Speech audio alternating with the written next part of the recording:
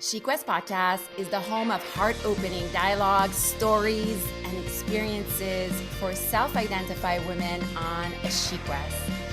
Season 5 is now bilingual as I welcome co-host Nadia Bonenfant. Hey, Nadia! Hey, Estelle. Delighted to be part of SheQuest Podcast. Forward movement to live aware, bold, and whole. Let's do this. Woohoo!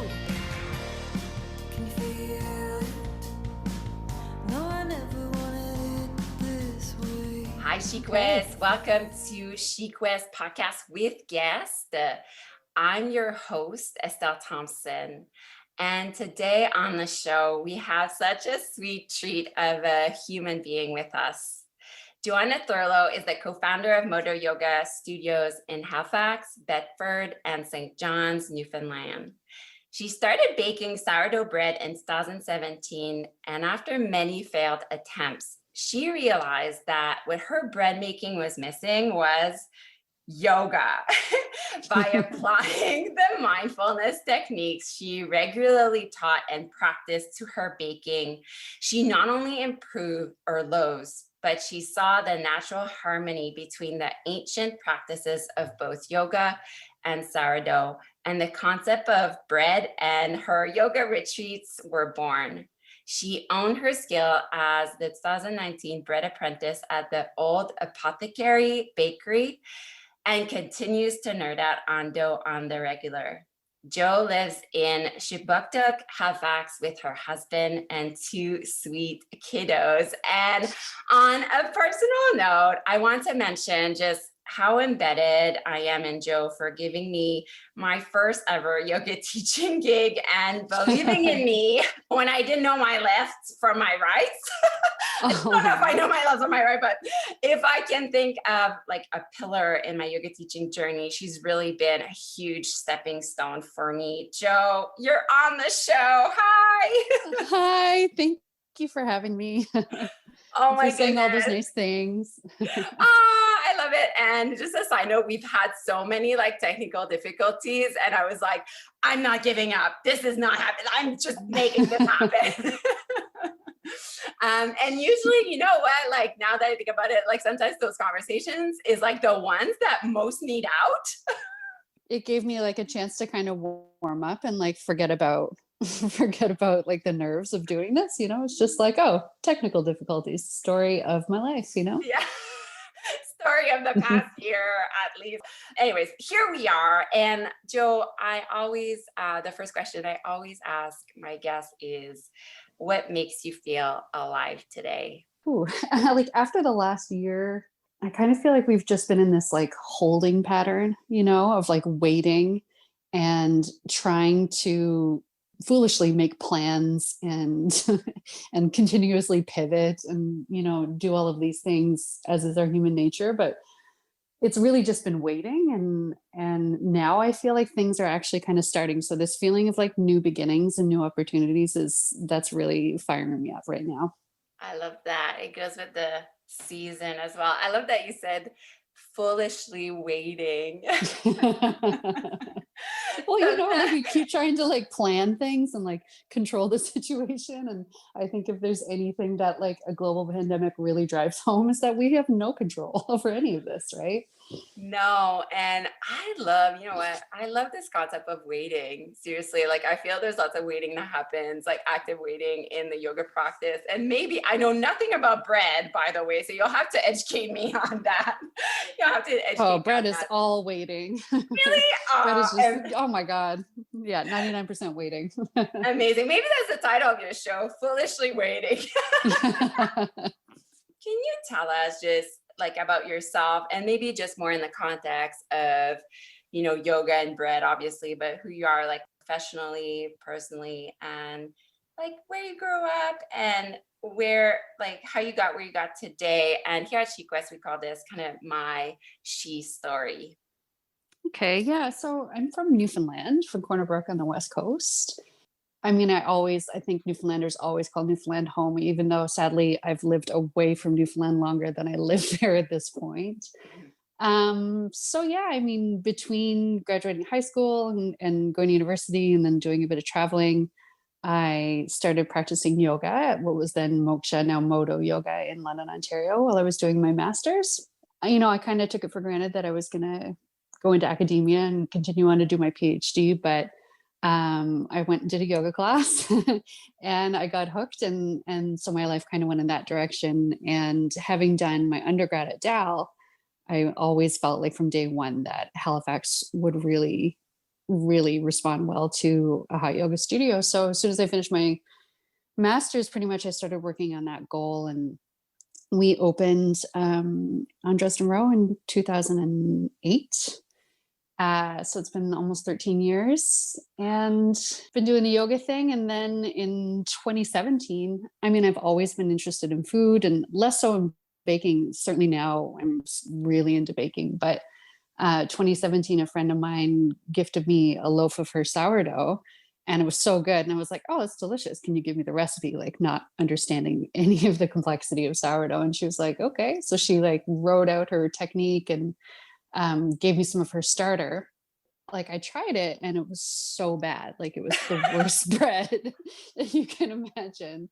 And I honestly feel like if I had tried it and it turned out well, it would have been like, oh, cool. That's just like another thing I can do from time to time. But because it was so bad, and I think it's my personality to be kind of stubborn. If I'm not good at something, I want to be good at it. So I kept at it.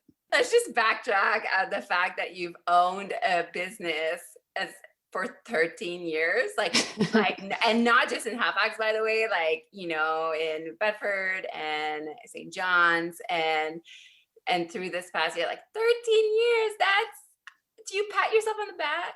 Yeah, it's wild. It's like, I feel like I started it when I was a kid, like I was 28 and now I'll be 41 soon. So that's like, you like grow a lot in that time, right? So it just feels like something that I've always done, and also like, yeah, I don't know, it's just such a part of my life at this point.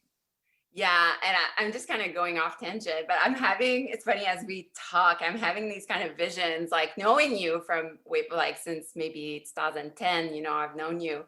And I remember, Joe, you would say in the staff meeting, that always marked me, you would say, like, this can go away anytime. Like this can go away anytime. And I was like, what is she talking about? What was I talking about? I don't know. So arrogant. I was like, I don't know what she's talking about. Like, she has it so good. Like, this will never, like, people will love yoga, whatever. But like now, like, it's so, it makes so much sense. Because it can, like think about like the status of like yoga studios now compared to like even just 5 years ago. Oh, it's a totally different industry. Like it's totally changed, especially from when we started. But it's just a testament to the community and to people like you and the teachers and the students who've just supported us for so long. It's pretty wild. I get really I get overwhelmed when I think about it. I just feel very grateful. So good. And then I love that moment, like having done so many of these interviews, women like you coming on the show and speaking of like their calling. And I love hearing that one moment, like your friend who gave you that loaf, and it was like the little spark, Like I had no idea what I was getting into. But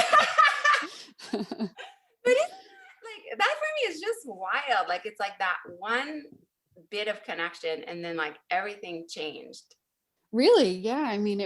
It's such an interesting, you think about baking bread and then sourdough just has this like really long history and it's really complex, and I don't know, it appealed to me on so many levels. And also like it felt like this thing I had to conquer, like I had to get it. I wasn't used to failing so miserably so many times at something, especially in the kitchen. Like I love to cook. I'm a decent cook, so it felt really foreign. So do you feel that I almost see it as like merging to your academia and like that part of you that's like really following instructions and all that, something I've never really been good at. But I bet there's something very fulfilling about that, Yeah, I have so many books about bread. I have read so much stuff about bread, all the technical stuff. Like I've never taken a chemistry course in my life, but I have a rudimentary understanding of the chemistry of bread making. But yeah, I think, that is kind of my personality, is to dive deep on something and really learn about it. Yeah. It was the same way, honestly, when I first started doing yoga, like my husband was my boyfriend at the time, would like look at me and be like, "What are you thinking about?" He could see that I was like off in my own world. And I'd be like, "Oh, prayer twist." Like I'd be thinking about like how to move your hips and like where to lift the spine. And like it's the same thing for me with bread making. Like I can think about it and read about it and learn about it all day. Oh, I can say so much to that. Hashtag yoga geeks unite. Yeah, totally.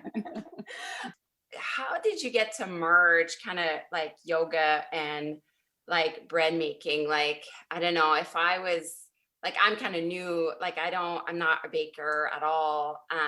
Like how do you see, because like I kind of see like I merge art and yoga, and a lot of people could say like, those don't really like, there's not really any parallel, but like I see, oh my God, like so much like art is yoga, yoga is art, all that stuff. Mhm. So can you like just elaborate on that more, like how yoga and bread kind of mesh together? As I mentioned, I made a lot of bad bread. And I think, or, what I kind of realized that was like I was following the instructions so carefully, like in terms of time and temperature, and like I made Excel spreadsheets about bread and like took detailed notes, and like I kept failing, and I didn't know what was going on. It was so frustrating because I really was like, doing all of the things correctly.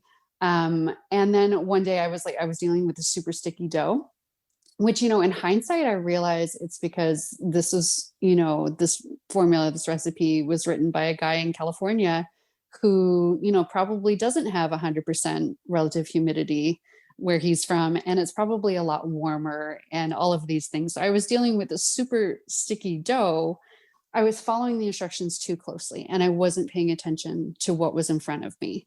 So the sticky dough was frustrating me, and I did what I do when I'm dealing with frustration, which is I pause, I put my hands on the counter, I stood up straight, I softened my jaw on my belly, I took some deep breaths, and then I was like, "Oh, wait a second. Like, what does this dough need right now? Like, forget what the instructions say. What is in front of me? What does it need? How do I respond?" Which is, exactly what you do in a yoga practice. Like if you're in a pose and you've done the pose many times and you have an expectation of how you're supposed to do it or how it's supposed to feel, and it's not doing that for you, you adjust, right? You adjust in the moment. So it occurred to me in that moment, like you said in my bio, like what was missing from my bread making was yoga, was this awareness of what was actually happening in the present moment. So from there, that's when I started to kind of merge the two, and like, dealing with the dough, like really feeling it, how it feels in my hands, giving it a lot more sensory attention, like really looking at it, observing it, smelling it, tasting it, observing physical sensations. Like if I'm kneading bread for a long time, like instead of being like, "Oh, my arms are so tired," because, bread making can be hard work, instead of looking at it that way, just being like, "Oh, it's just sensation on my arms," and then breathing through that. So it's actually like, you said, people don't like people can't see how art and yoga are so tied. To me, it's the same with sourdough baking. It's like the two things are interchangeable to me. I love that so much as like a conversation with your bread. Totally. And and that's the thing. Like if you take a yoga book, I remember having the same experience when I first started doing yoga. I bought Iyengar's book, Light on Yoga, which is an incredible book, but he's so prescriptive about like, step your feet 36.5 inches apart, and, angle your right foot at a 49-degree angle. Like it's very, very exact. And Iyengar was like a small barrel chested Indian man, and I'm a 6 foot tall, Canadian woman. So my body is going to be different than his. And so in trying to follow his instructions, I was like, why, this doesn't feel good. This doesn't feel right. So it's kind of like taking the instructions and then making them your own. I mean, you consider bread making an art then. That's another thing, that's another similarity that it has with yoga for me. And something that I really, really love about both practices is that they really straddle that line between art and science. Like I said, bread is chemistry, like it's pure chemistry, but there really is something artful about it. And yoga, I mean, so much of the wisdom and knowledge that the yogis knew thousands of years ago has been backed up by science, but it's still an expression and an art when you practice. So yeah, it's both. And I love that. When we come to your retreat, like, tell us a bit what goes on in your retreat. What happens at the bread retreat stays at the bread retreat. Yeah, so I've been hosting them at Windhorse Farms, which is just the perfect location. And we do some yoga. We have a couple of yoga we have one yoga class a day. We start the sourdough process. Everybody gets their own starter, and I kind of talk through the whole process, but every step along the way in terms of anytime you're dealing with the dough or whatever, we take a moment, we smell it, we observe it. We do a silent kneading, which is really interesting, where, people just breathe. And we also go into some techniques, mindfulness techniques. We do some pranayama, some breathing exercises. We do some meditation, just to kind of really tie the two things together. I love that question. That I wrote it down. Actually, it gave me shivered when you said, like, what do I need right now? You said it to the bread, but you could have as well, like, and just describing what you described, like, smelling the bread and like touching the bread. And I mean, that's just awareness, just like developing like more attention and almost like being generous to your bread and like what you're making. Like, does that make sense? Like when I speak like that? Totally. From one yoga teacher to another, yes, Yeah. it makes sense. Totally. And I think, what does it need right now is just, I listened to a talk with Ted Grand, one of the founders of Modo Yoga, the other day, and he was saying that he defines mindfulness as dealing with what's in front of you. And I just love that. And, I try to bring that to so many aspects of my life. And so, it just ties in really beautifully with bread baking. Yeah. And I love something I can so relate with is this aspect of like, I love that you open, you're like, I messed up so many times. Like I'm terrible. Like, I love that about you. Like, it's something I'm always like, to get good at something, at anything, it's like, you need to mess up a lot. Like, 100%. We ate so much bad bread. My poor husband, he was such a sport about it, but like, it got to the point where he wasn't excited when he saw me baking. He was like, "Oh, more bread." Tell me, for somebody who doesn't bake, do you need a bread maker or you can just have an oven? Yeah, no, you don't need a bread maker. I mean, bread makers are, I think, another thing about, another parallel between yoga and bread making is, to me, accessibility. And bread making, I think, can be really inaccessible. And that, there's these people, there's these like, purists that are like, you have to make your own starter and you must do it by hand. And, like, I'm like, whatever gets bread on the table. If it's a bread machine, if it's a mixer, if it's just your hands, whatever it is, you can make bread. Truly, all you need to make bread is water, flour, salt, and heat. And that's it. Oh, and starter. But that's just water and flour. So Wow. You're like, I'm sitting here, I'm like, you're really widening my lens. I was like, oh my goodness, there's a bread community out there. Oh my gosh, there's a bread community. Yeah. There's a huge bread community. Wow. Okay. Okay. Yeah. I'm totally flabbergasted. Of course there is.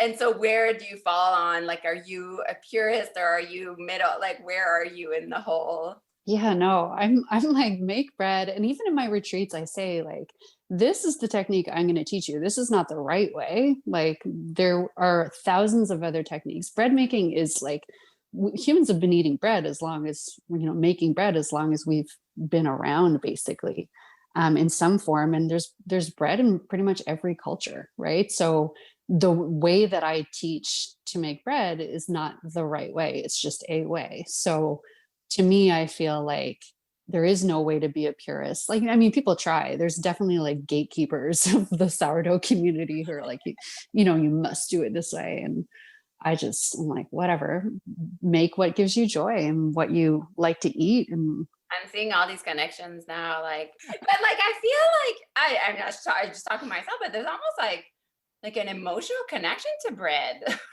oh, absolutely. I mean, some of my earliest memories like are eating my grandmother's bread, like that's the smell of it cooking or baking, and getting up early with my grandfather to eat bread and drink tea, which I was way too young to be drinking tea, but there it is. And um, so, yeah, I mean, bread it's a huge part of every culture and all of our lives. And what's the feedback, like, your students after the retreat? Like, what do you think it's like the biggest takeaway? I'm sure there's like so many, but one that you hear often. I mean, a lot of people have told me just how much, they just need that moment of self-care and, that feeling of learning something new. I think humans just really flourish when we learn something new. And I've developed the technique for, this particular way of baking bread to be, I mean, not foolproof. I want to touch wood when I say that, but so far everybody has walked away with a good loaf of bread. And there's something really, you feel really proud of yourself when you do that, right? And I think, on that note, the most satisfying thing was like I had my first spread retreat at the end of February in 2020. And 2 weeks later, the world shut down for the pandemic. So many of my students from that like really dove into their bread baking, and to this day are still producing these beautiful loaves and like tagging me in their Instagram posts, and have told me like how valuable it was for them to have that thing to focus on during the pandemic. And yeah, that's really beautiful to me. That feels really worthwhile. I'm so excited to introduce Estelle Thompson. Yes, that's me. Online art and yoga studio, a place to engage, explore, transform, and most importantly, play to free your unique expression of soul. With the coupon Studio 20, try 1 month of studio features with 20% off. Again, that's Studio 20, STUDIO 20. You're welcome. Now back to our electrifying guests and conversation. Whilst we're talking about the past year, it has, I'm just curious, as your cooking kind of flourished, or were you feeling like how is it, and I feel, because I've heard that how like, wasn't it at the beginning, like everybody was like, there was no more flour at the supermarket, and like, butter was all gone, all this stuff, along with toilet paper, but that had nothing to do with our conversation. But yeah, I mean, well, I'm, how do I explain myself? Just, a little bit anxious. I'm a little bit of an anxious person. So when all this talk of the pandemic started, I actually went to Costco and bought like 35 kilos of flour. So I was all set. And I actually feel, I really feel like my cooking and my baking have really come a long way. Just, having to make do with ingredients. Like when I eventually did, run out of rye flour, for example, I'd be like, okay, well, I have spelt, so I'm going to use spelt, and I have to learn how to deal with spelt. And, just with with food in general, I became a lot less wasteful, learned how to kind of make the most of ingredients and stretch them out and make substitutions. And yeah, it's been really good that way. So cool. And what's your next retreat? My next retreat is November 19th to 21st at Windhorse Farms in New Germany. And just switching gear a little, I love on the show here to talk about kind of our relationship with soul. And I mean, you've talked to us about your relationship kind of with breath and with your yoga practice. But the question I have for you is, do you think like your practice, both yoga and breath, has helped like your relationship with others, you think?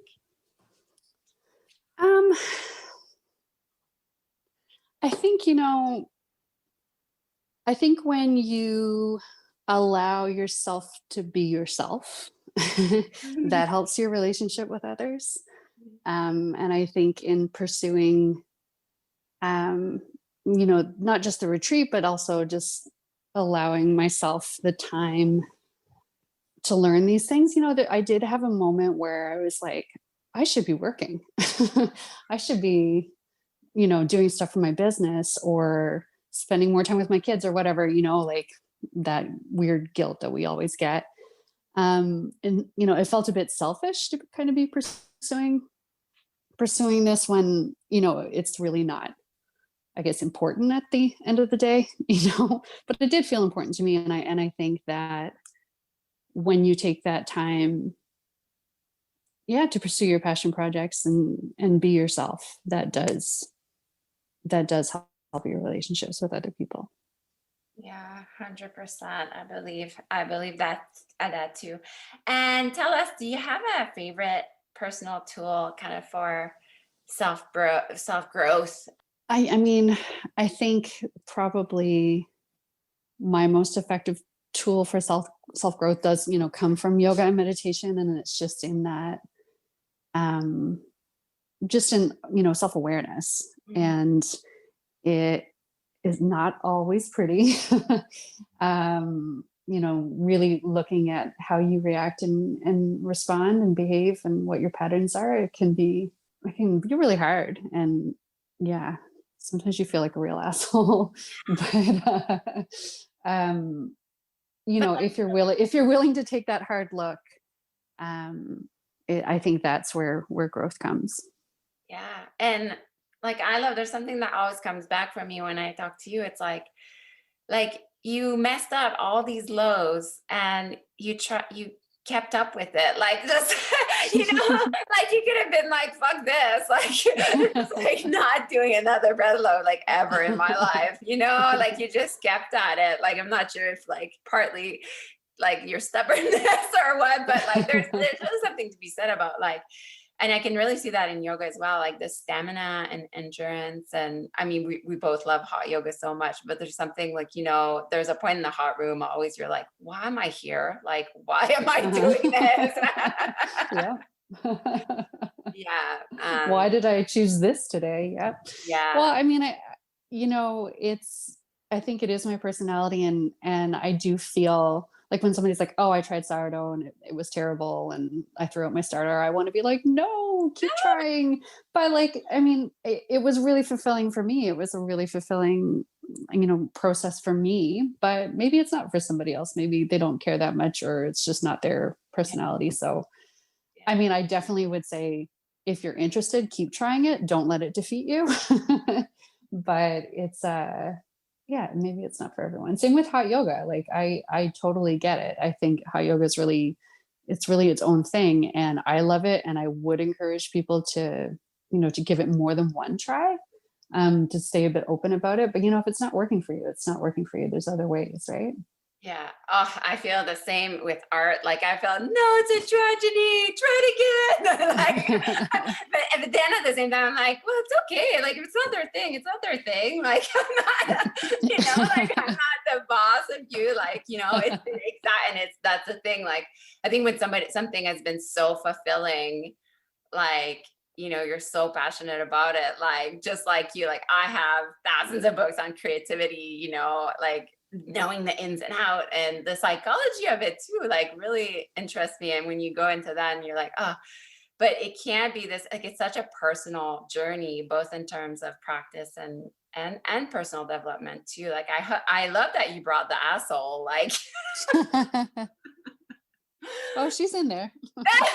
Yeah, and it's like to love her, like to love your inner asshole, right? I think have you read the book On Being by Jen Pastiloff? No. Oh my God, Joe. She calls it the IA, the inner asshole. That is amazing. Well, it's in all of us. My kids always say that grown-ups are just kids in big bodies. And it's a funny thing that they say regularly. And it's so true. And it's actually like as a parent, when my kids are being assholes, I'm like, oh, they're just like tired or hungry. And I'm also an asshole when I'm tired and hungry. I just have slightly better coping mechanisms, you know? So I think that yeah, that IA is within us all. I think so. And like I just love you talked about this is something I find is missing. It's like and actually our teacher, Jess Robinson, I remember her talking to me about that like 10 years ago, like the feedback loop that happens when your attention is on something like that relationship, like almost like talking to the bread and the bread talking back, letting the bread talk back to you. Mhm. It sounds so like, but it's like if you do the same with nature, you do the same with like for me, a painting as a life of its own, and we allow like it's easy for us to give to that thing, but we never take time to like hear what it needs, Do you feel with painting, like, do you feel like how much control do you need to have when you're painting?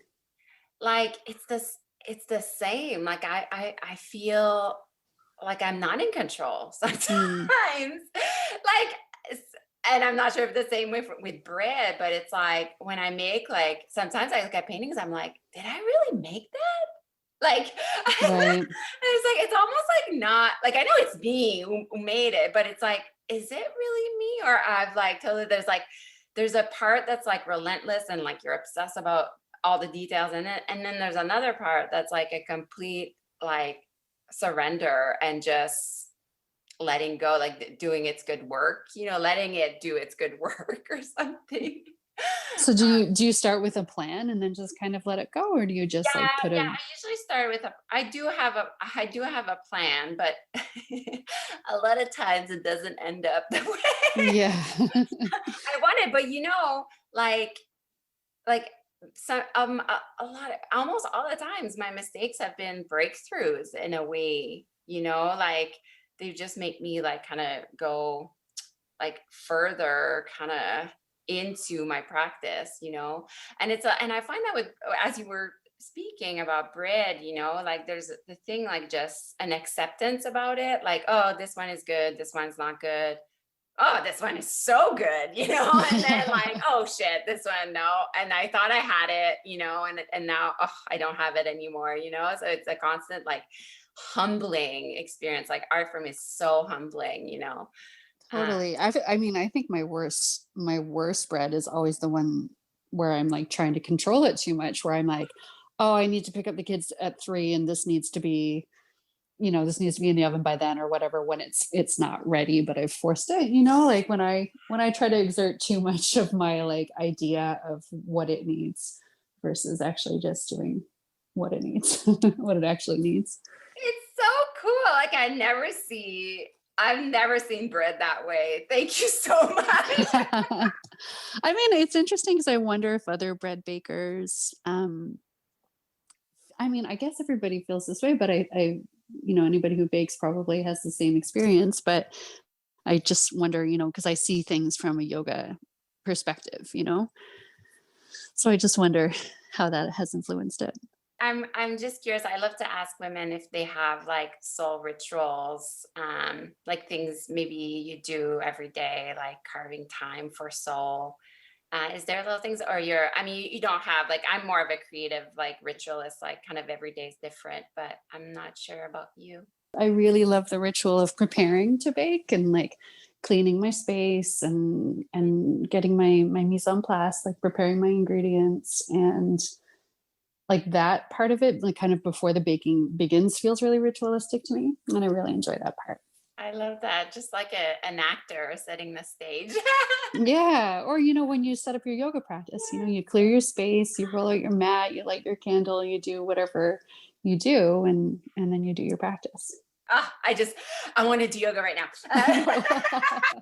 Where does like self-expression, like in building, I mean, the retreat, like I know you own Modo Yoga, but like the bread and yoga is kind of becoming a brand of its own. Do you think? I don't like the word brand, but do you see like your self-expression come through with that, as you're like educating others and Bread and yoga is such a it's such a personal thing for me. The journey of it and the two things together feel really personal. And there is that moment of like, well, what if people think this is stupid, right? Like, because it feels so me that it's like maybe other people won't relate to it. But I think, if you're building a brand and you are the brand, then self-expression and authenticity, like that's really key. I mean, if you like, for me with my yoga studio, it was really nice it is really nice because I've had this opportunity to try things, but I am not the brand. Moto is the brand, right?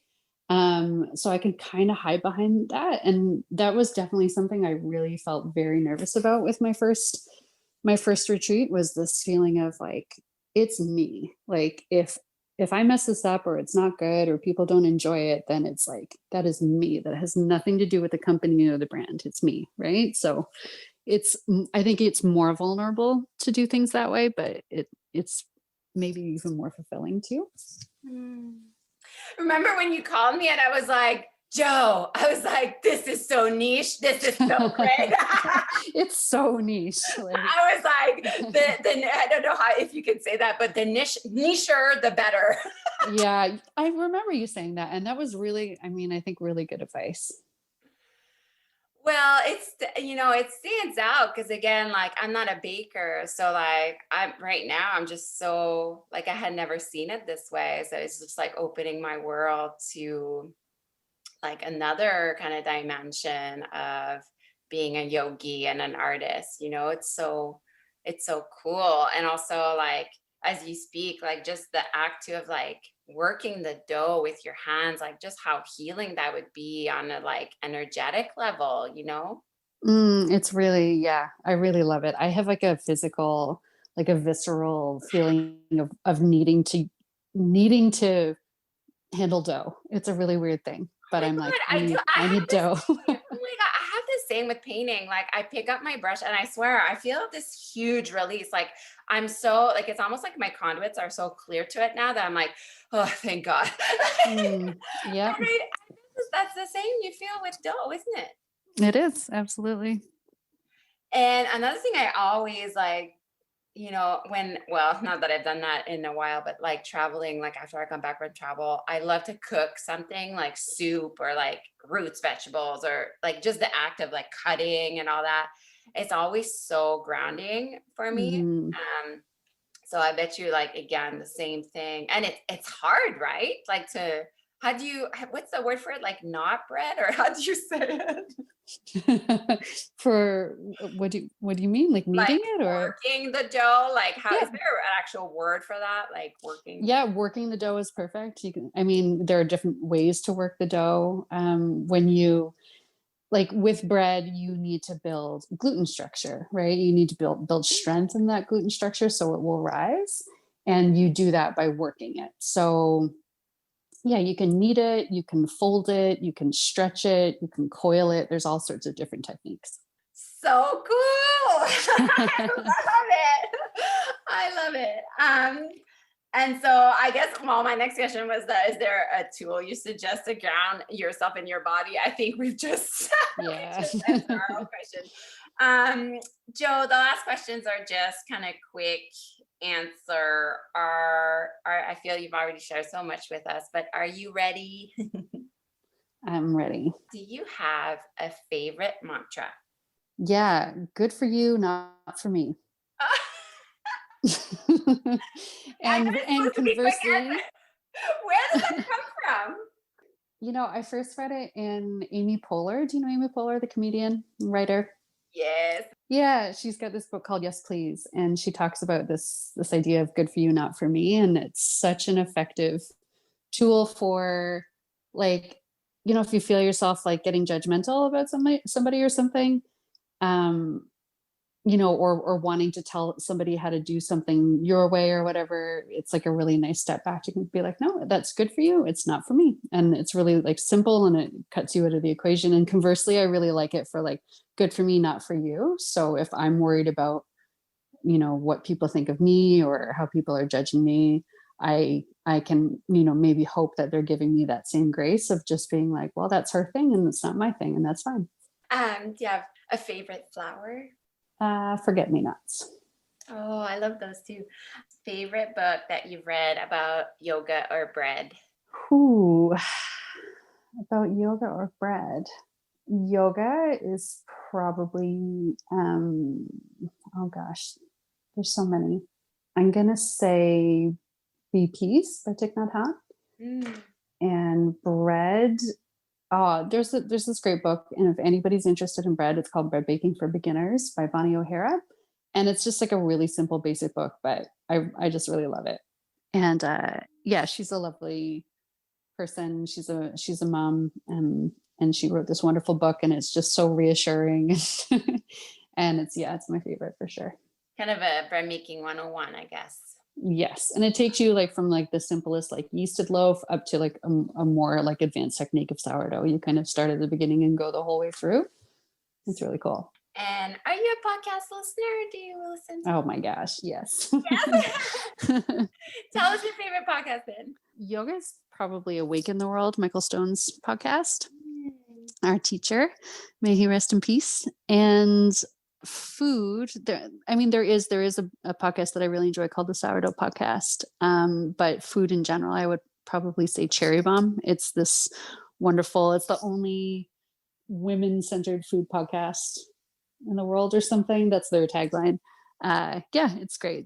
Incredible. We'll have to check those out. And I don't know if I know this answer or not, but what is your favorite treat? Well, bread to me is not a treat, it's a necessity. Right. So I would say my favorite treat is milk chocolate.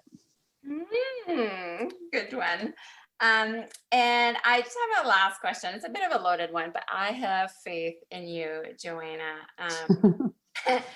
Like, what do you wish? I feel this podcast, like I host a lot of just women and just knowing their stories and their passions and how they like step in soul, how they ground themselves. And for me, all that kind of englobes like knowing your magic, and so my last question is, what do you wish more women knew about their magic?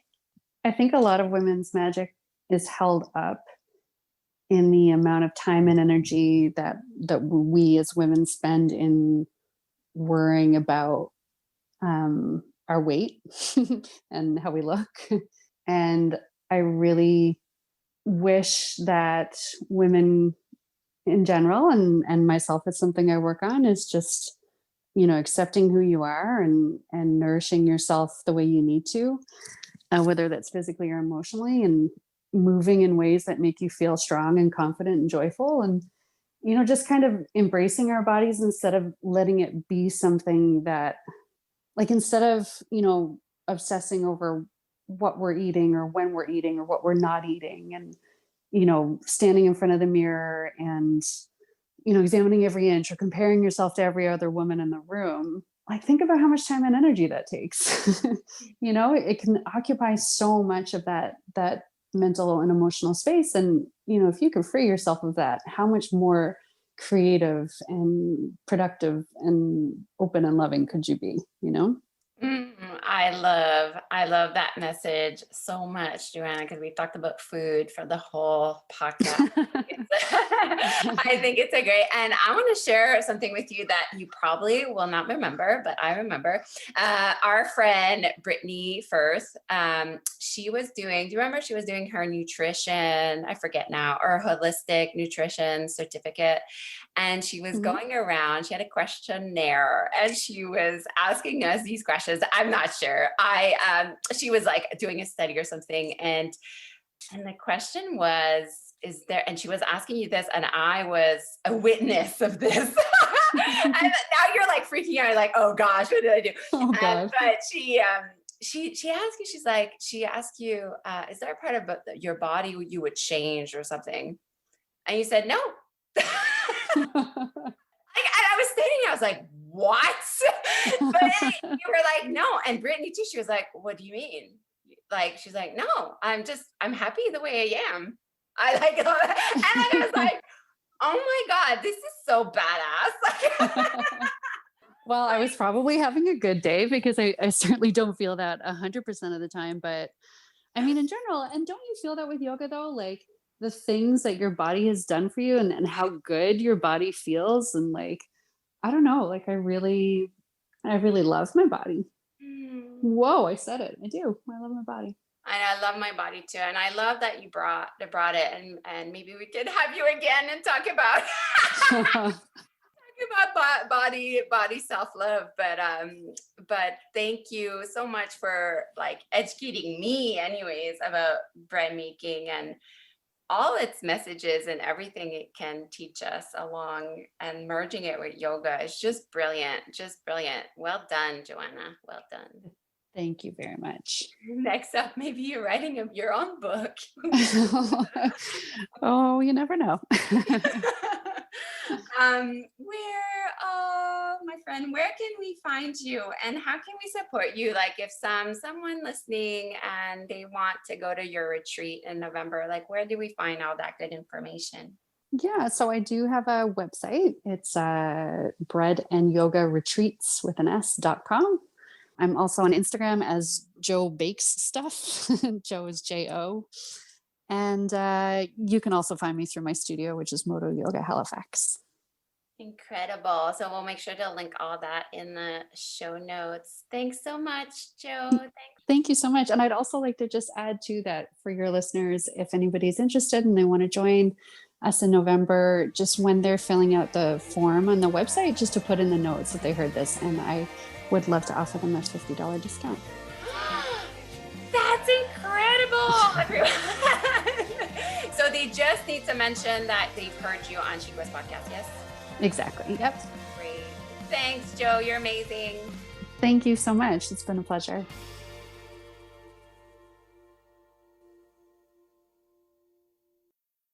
This podcast was produced by Tosh Taylor of the Podcast Hub Productions. Find her online at podcasthub.ca.